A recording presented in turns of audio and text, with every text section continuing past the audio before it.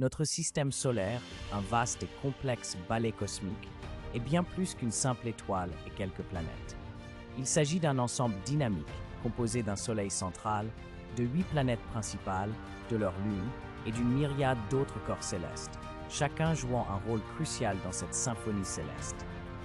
Au cœur de ce système se trouve le Soleil, une étoile de taille moyenne, mais dont la masse représente à elle seule près de 89,86% de la masse totale du système solaire. Cette boule de feu incandescente est la source principale de lumière et d'énergie, régissant le mouvement et la température de tous les autres corps célestes. Autour du Soleil gravitent 8 planètes principales, divisées en 2 catégories distinctes. Les planètes rocheuses ou telluriques sont plus petites et plus denses. Mercure, la planète la plus proche du Soleil, est un monde brûlant et dépourvu d'atmosphère significative. Vénus, quant à elle, possède une atmosphère dense et extrêmement chaude, lui valant le surnom de sœur jumelle de la Terre, bien qu'elle soit loin d'être aussi accueillante. La Terre, notre planète bleue, est unique en son genre, abritant la vie telle que nous la connaissons. Enfin, Mars, la planète rouge, intrigue les scientifiques avec son sol riche en oxyde de fer et la possibilité d'avoir abrité de l'eau liquide par le passé.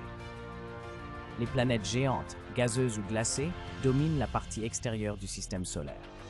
Jupiter, la plus grande planète, est une boule géante d'hydrogène et d'hélium, avec une grande tache rouge, une tempête gigantesque qui persiste depuis des siècles. Saturne, célèbre pour ses anneaux spectaculaires composés de glace et de roches, est un autre géant gazeux fascinant. Uranus et Neptune, des géantes glacées, se distinguent par leur composition riche en éléments volatiles et leurs atmosphères turbulentes.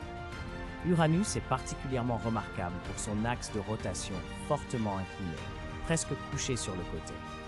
Neptune, la planète la plus éloignée du Soleil, est balayée par des vents parmi les plus violents du système solaire. Au-delà des planètes principales, se trouvent les planètes naines, des corps célestes plus petits que les planètes principales, mais suffisamment massifs pour être sphériques. Pluton, autrefois considéré comme la 9e planète, a été reclassé en 2006 comme planète naine.